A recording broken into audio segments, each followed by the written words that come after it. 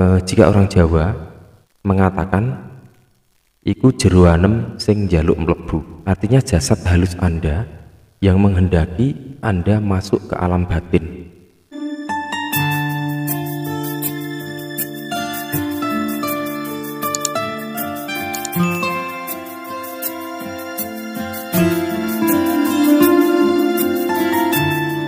Assalamualaikum warahmatullahi wabarakatuh.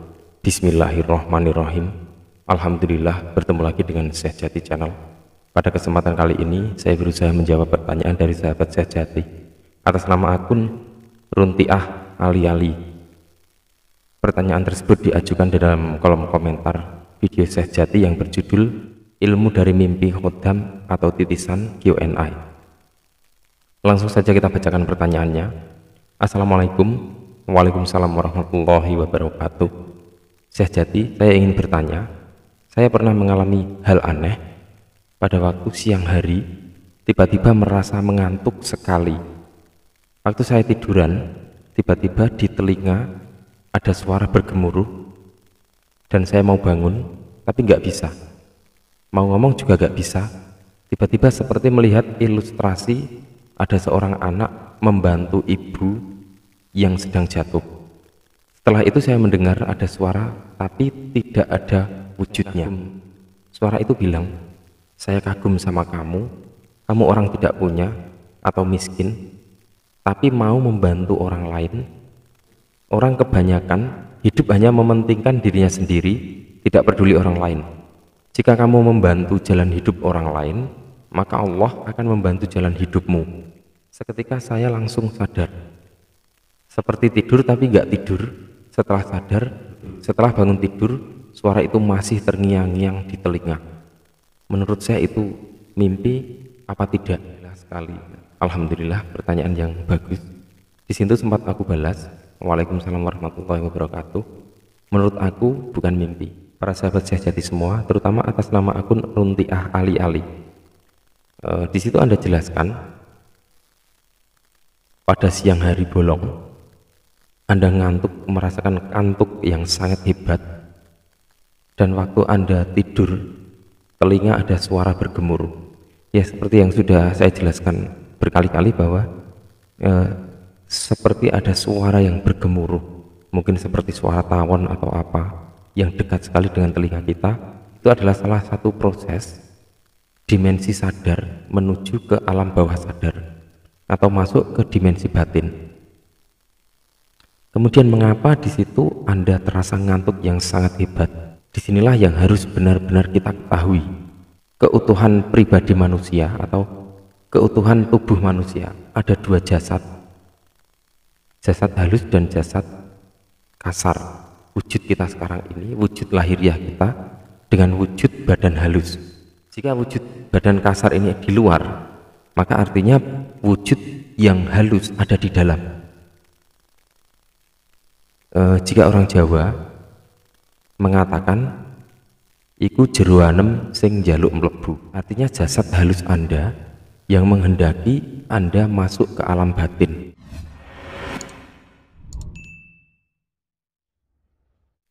Mungkin kita tidak pernah belajar sebelumnya, atau kita mungkin sudah pernah melakukan teknik zikir yang mengarah ke situ, tapi kita tidak pernah mengetahui caranya bagaimana. Tapi dengan adanya kejadian tersebut merupakan salah satu pengalaman di dalam sebuah praktek memasuki alam gaib atau praktek masuk ke alam batin atau dimensi batin, dan dimensi tersebut ada di dalam diri. Itu adalah salah satu poin sebuah proses di mana seseorang itu masuk ke alam batin. Kemudian tentang ilustrasi yang ada, seorang anak membantu seorang ibu yang jatuh, dan ada suara yang tanpa ada rupa, saya kagum sama kamu orang yang tidak punya, miskin, tapi mau membantu orang lain. Orang kebanyakan hidup hanya mementingkan dirinya sendiri, tidak peduli dengan orang lain. Jika kamu membantu jalan hidup orang lain, maka Allah akan membantu jalan hidup kita. Para sahabat semua, Rasulullah Shallallahu Alaihi Wasallam sering sekali memberikan hadis-hadis tentang orang miskin atau orang miskin yang taat, orang yang miskin yang tetap beriman kepada Allah. Dan dari ilustrasi tersebut adalah sebuah penggambaran nyata menurut saya.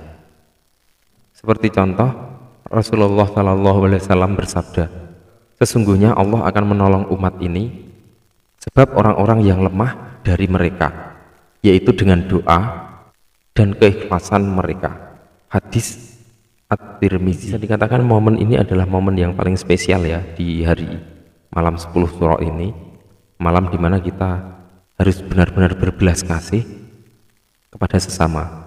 Oh iya, mohon maaf saya ingatkan, mari di malam 10 Syuro ini kita bersedekah kepada anak-anak yatim piatu. Jelaskan, hal ini sering sekali ditegaskan di dalam Al-Quran bahwa ada sebagian harta anak-anak yatim pada harta kalian. Meskipun di sini kita yang kerja, kita yang peras keringat, banting tulang, tapi mengapa di situ ada bagian dari anak yatim? Tapi ini sudah ditetapkan oleh Allah Subhanahu Wa Taala di dalam Al-Quran. Jadi jika kita tidak memberikan hak tersebut, hak anak yatim tersebut, maka sama artinya kita memakan hak mereka, meskipun itu hasil keringat kita sendiri.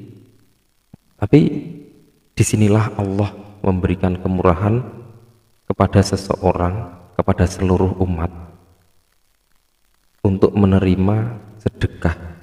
Dan di sini juga Allah memberikan kasih sayang kepada orang-orang yang kaya untuk ingat dan yakin terhadap ketetapan-ketetapan Allah Subhanahu wa taala.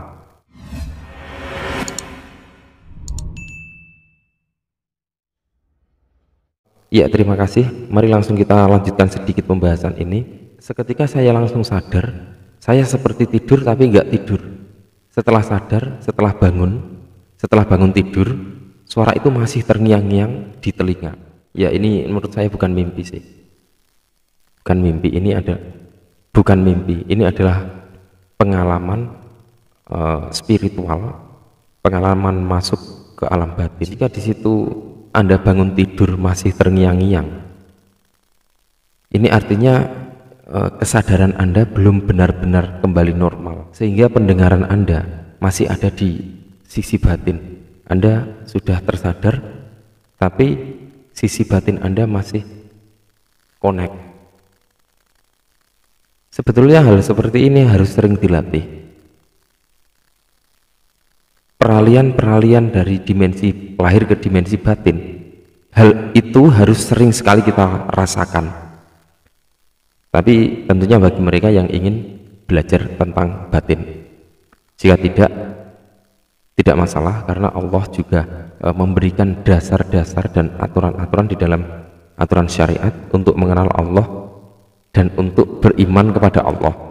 Semoga apa yang ada, apa yang kita alami, baik di dunia batin ya maupun di dunia lahiriah, akan tetap menumbuhkan dan meningkatkan rasa iman kita terhadap Allah Subhanahu wa taala. Semoga bermanfaat.